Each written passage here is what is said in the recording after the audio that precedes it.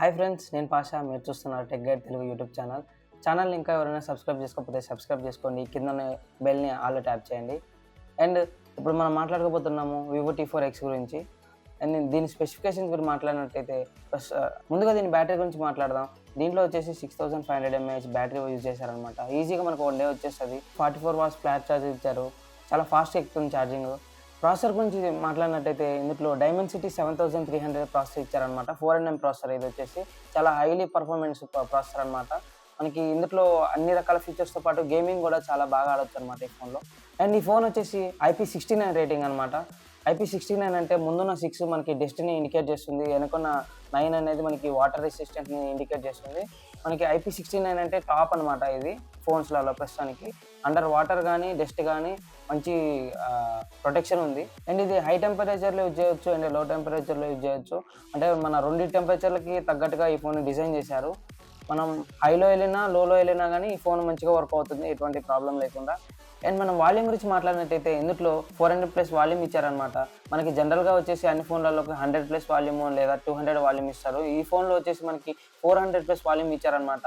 And ఈ phone చాలా లౌడ్గా వస్తుంది. ప్రత్యేకంగా మేము టెస్ట్ చేసాము ఈ ఫోన్ని. చాలా లౌడ్గా ఉంది వాయిస్ కూడా. అండ్ దీంట్లో వచ్చేసి డ్యూయల్ స్టీరియో స్పీకర్స్ ఇచ్చారు, కానీ మనకి దీంట్లో డాల్బీ సపోర్ట్ ఇవ్వలేదు. అండ్ మనం డిస్ప్లే గురించి మాట్లాడినట్టయితే ఇందులో LCD డిస్ప్లే యూజ్ చేశారనమాట, అమోల్డ్ కాదు ఇందులో. అండ్ మనకి దీంట్లో వచ్చేసి 1050 nits బ్రైట్నెస్ ఇచ్చారు, విచ్ ఈస్ గుడ్ అనమాట. నాకు ముఖ్యంగా ఈ బ్రైట్నెస్ అనేది చాలా నచ్చింది, ఎందుకంటే 1050 nits బ్రైట్నెస్ అనేది ఎనఫ్ అనమాట మనకి నార్మల్గా ఫోన్స్లోకి. జనరల్గా మనం ఇట్లాంటి ఫీచర్స్ అనేవి ఒక 30,000 40,000 ఫోన్స్లో చూస్తాం. కాకపోతే మనకి 13,000లో కూడా ఈ ఫీచర్ ఇచ్చారు. ఏంటంటే దీనికి డైనమిక్ లైట్ ఉంది. అంటే మనకి బ్యాక్ సైడ్ ఒక లైట్ వస్తుంది, మనకి కాల్స్ వచ్చినా నోటిఫికేషన్స్ వచ్చినా ఇట్లాంటిది బ్యాక్ సైడ్ మనకి ఇండికేట్ చేస్తుంది ఆ లైట్. అండ్ అప్డేట్స్ గురించి మాట్లాడినట్లయితే వీళ్ళు మనకి 2 years ఆండ్రాయిడ్ అప్డేట్తో పాటు 3 years సెక్యూరిటీ అప్డేట్స్ ఇస్తారనమాట.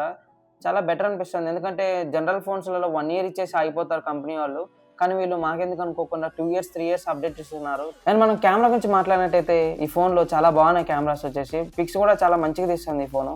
మనకి బ్యాక్ కెమెరా వచ్చేసి 50 MP కెమెరా ఇచ్చారు అండ్ ఫ్రంట్ కెమెరా వచ్చేసి 8 MP కెమెరా ఇచ్చేసారు. కానీ మనకి ఫ్రంట్ కెమెరా చూస్తే 8 MP కెమెరా అలా కనిపించదు, చాలా మంచిగా ఉన్నాయి దాంట్లో ఫొటోస్. అండ్ బ్యాక్ కెమెరాలో కూడా ఫొటోస్ నెక్స్ట్ క్వాలిటీలో ఉన్నాయి. అండ్ దీని డిస్ప్లే సైజ్ గురించి మాట్లాడితే 17.7 cm అనమాట దీని డిస్ప్లే సైజు.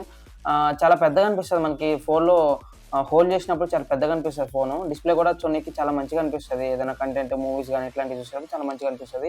అండ్ దీని ప్రైస్ గురించి మాట్లాడినట్టయితే 128GB ప్లస్ 6GB ర్యామ్ వచ్చేసి మనకి 13,499 ఉంది. అండ్ మనకి 128GB ప్లస్ 8GB ర్యామ్ వచ్చేసి 14,499 ఉంది. నాకు తెలిసి సెకండ్ మోడల్ తీసుకోవడం బెటర్ ఇందులో, ఎందుకంటే మనకి జస్ట్ 1000 గ్యాప్లోనే చాలా మంచిగా అనిపిస్తుంది ఇందులో. అంటే ర్యామ్ ఎక్కువ ఉంది, 2GB ర్యామ్ దాకా ఎక్కువ వస్తుంది కాబట్టి మనం 8GBకి తీసుకోవడం బెటర్. ఇది నా ఫస్ట్ వీడియో అనమాట. అందరూ దయచేసి సబ్స్క్రైబ్ చేసుకొని నాకు కొంచెం సపోర్ట్ చేయండి. మీరు సపోర్ట్ చేస్తే నాకు కొంచెం బూస్ట్ కనిపించి నేను ఇంకా మంచి వీడియోస్ మీ ముందుకు తీసుకొస్తాను.